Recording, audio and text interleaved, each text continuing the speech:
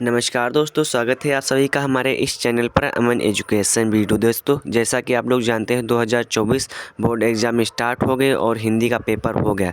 तो बच्चे दोस्तों कुछ परेशान है कि हमको हिंदी का पेपर देखना है। तो दोस्तों चिंता मत कीजिए, हम आपका दोस्तों हिंदी का पेपर आज पूरा दोस्तों रिव्यू करने वाले हैं। बस आपको करना क्या है, वीडियो को लास्ट तक देखना है, वीडियो को लाइक करके चैनल को सब्सक्राइब कर दीजिए। चलिए हम वीडियो को शुरू करते हैं। चलिए दोस्तों सबसे पहले हम देख लेते हैं पेपर पे हमको फिल क्या करना होता है, भरना क्या होता है। दोस्तों सबसे पहले आपका यहाँ पर अनुक्रमांक आपको भरने को रहेगा, फिर आपका यहाँ पर नाम, फिर दोस्तों यहाँ पर जो एक संख्या पड़ी है 801 HB, ये आपको दोस्तों उत्तर पुस्तिका में आपको दोस्तों भरने की रहेगी। फिर दोस्तों यहाँ पर 2024 हिंदी और आपका समय दोस्तों रहेगा समय 3 घंटे 15 मिनट, और यहाँ पर पूर्णांक यहाँ पर 70 का दोस्तों होगा, जो कि क्लास 10th का पेपर है दोस्तों हिंदी का।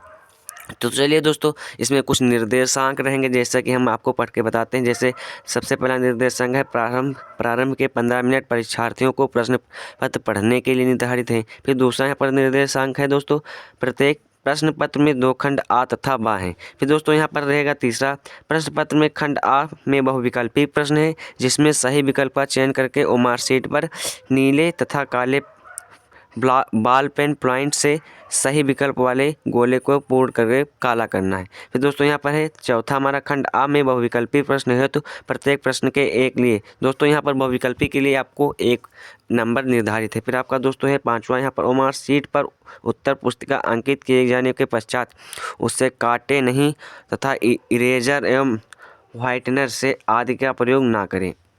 फिर दोस्तों हमारा है छठा यहाँ पर निर्देशांक सभी प्रश्नों का हल करना, प्रत्येक प्रश्न के सम्मुख उनके निर्धारित अंक के सामने दिए गए हैं। इसका मतलब दोस्तों है जैसे इसमें एक प्रश्न है दोस्तों, इसका यहाँ पर 1 अंक निर्धारित है। तो चलिए दोस्तों सबसे पहले हम खंड आ देख लेते हैं, फिर हम आपको दोस्तों बताते हैं। तो सबसे पहले खंड आ में दोस्तों आपको यहाँ पर निर्देशांक में दे दिया कि वह वैकल्पिक प्रश्न रहेंगे, जो कि 20 दोस्तों होते हैं। तो चलिए हम आपको एक एक पढ़ के बताते हैं, तो जो कि दोस्तों बहुत ही आसान है। तो चलिए सबसे पहला प्रश्न क्या है, शुक्ल युगीन लेखक हैं। फिर हमारा दोस्तों दूसरा प्रश्न है गुनाहों का देवता रचना की विधा है। फिर हमारा तीसरा प्रश्न है दोस्तों क्या, किशोरीलाल गोस्वामी की रचना है। फिर चलिए हम आगे बढ़ते हैं। यहाँ पर 3 प्रश्न हो गए, जो कि दोस्तों आप लोग देख सकते हैं 1-1 नंबर में।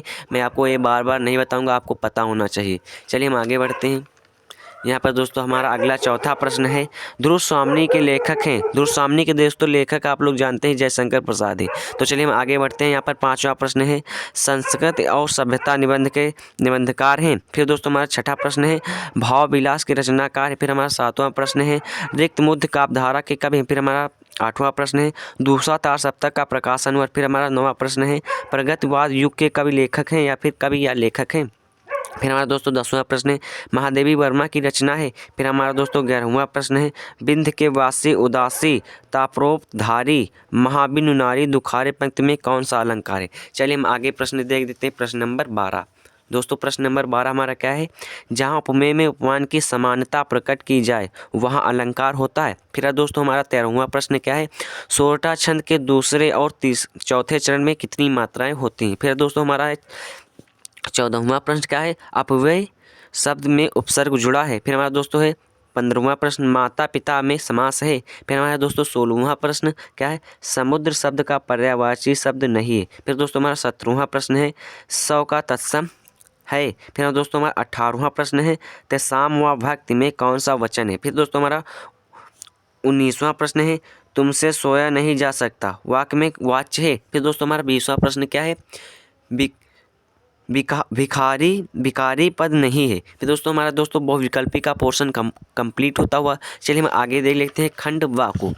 चलिए हमारा खंड बा दोस्तों क्या है, खंड बा में वर्णनात्मक प्रश्न आपके रहेंगे दोस्तों, जो कि व्याख्या करने को रहेगी। इसमें प्रश्न नंबर 21 में दोस्तों क्या लिखा हुआ है आप लोग देख सकते हैं, निम्नलिखित में से किसी एक गद्यांश पर आधारित सभी प्रश्नों को उत्तर दीजिए। दोस्तों आपके दोस्तों मैं बता दूं ये 6 नंबर में दोस्तों पूछा जाएगा गद्यांश क्लास 10th में। दोस्तों चलिए हम देखते हैं यहाँ पर गद्यांश क्या है हमारा, यह एक नैतिक और आध्यात्मिक स्रोत है जो अंततः काल में प्रत्यक्ष या अप्रत्यक्ष रूप से इस सारे देश में बहता रहता है। यह प्रमाण हमारा सौभाग्य रहा है कि हमने ऐसे ही एक मूर्त रूप अपने बीच चलते फिरते हंसते रोते भी देखा है, और जितने अमरत्व की याद दिलाकर हमारी सूखी हड्डियों में नई मज्जा डालकर हमारे मृत प्राय शरीर में नए प्राण फूंक और मुरझाए हुए दलों को फिर खिलाया गया हुआ अमृत और सत्य और अहिंसा का है। दोस्तों ये हमारा गद्यांश होगा, जो कि दोस्तों आपको इसमें 3 प्रश्न करने को रहेंगे, जो कि 2-2 नंबर में होंगे। फिर दोस्तों आप लोग अगर ये प्रश्न नहीं कर पाते हैं तो आपको ये दोस्तों अथवा में देगा दोस्तों, जो कि बहुत ही अच्छी बात है। अगर आपको ये नहीं आता तो आप लोग ये कर सकते हैं। तो दोस्तों हमारा गद्य का पोर्शन कंप्लीट होता हुआ चलिए हम दोस्तों देख लेते हैं प्रश्न नंबर 22, जो कि हमारा है पद्यांश का। दोस्तों हमारा पद्यांश में है, निम्नलिखित में से किसी एक पद्यांश पर आधारित सभी प्रश्नों के उत्तर दीजिए। दोस्तों इसमें भी आपके दोस्तों 3 प्रश्न होंगे, जो कि 2-2 नंबर में होंगे। ये आप लोग देख सकते हैं, एक अथवा में भी दिया है, जो कि 3 प्रश्न है और 6 नंबर में। चलिए हम आगे बढ़ते हैं दोस्तों। क्वेश्चन नंबर हमारा है 23वां में दोस्तों आपको संस्कृत का एक खंड दे देगा, आपको कहेगा संदर्भ लिखिए तथा इसका अनुवाद कीजिए। दोस्तों इसमें क्या है, दिए गए संस्कृत पद्यांश में से किसी एक का संदर्भ लिखकर उसका सही अनुवाद कीजिए। दोस्तों इसमें भी अथवा में देगा, जो कि बहुत ही अच्छी बात है। इसमें अथवा में दोस्तों दे देता है, ताकि अगर आपको ये नहीं आता तो आप लोग ये कर सकते हैं। फिर दोस्तों हमारा 24वां प्रश्न क्या है, दिए गए श्लोक में से किसी एक श्लोक का संदर्भ सहित व्याख्या कीजिए। दोस्तों आपको इसमें दो इसमें भी अथवा करके देगा दोस्तों। आपको दोस्तों यहाँ पर 5 अंक इससे प्राप्त होंगे और इससे भी 5 अंक प्राप्त होंगे। चलिए हम आगे बढ़ते हैं। क्या है, अपने पठित खंड काव्य के आधार पर निम्नलिखित प्रश्नों में से किसी एक प्रश्न का उत्तर दीजिए। दोस्तों जो आपके दोस्तों जिला में आपको जो खंड काव्य लगता है, आप उसी में से दोस्तों इसका प्रश्न कीजिए। ये दोस्तों अगर आप में दोस्तों मुक्त दूत लगता है तो आप लोग मुक्त कर्ण लगता है तो कर्ण, अगर आपको तुमुल लगता है तो तुमुल, ऐसे दोस्तों होता है। फिर दोस्तों हमारा अगला प्रश्न क्या है, अगला दोस्तों हमारा प्रश्न है, निम्नलिखित लेखों में से किसी एक लेखक का जीवन परिचय देते हुए उनकी रचना का प्रमुख उल्लेख कीजिए, जो कि दोस्तों हमारा 5 नंबर में है।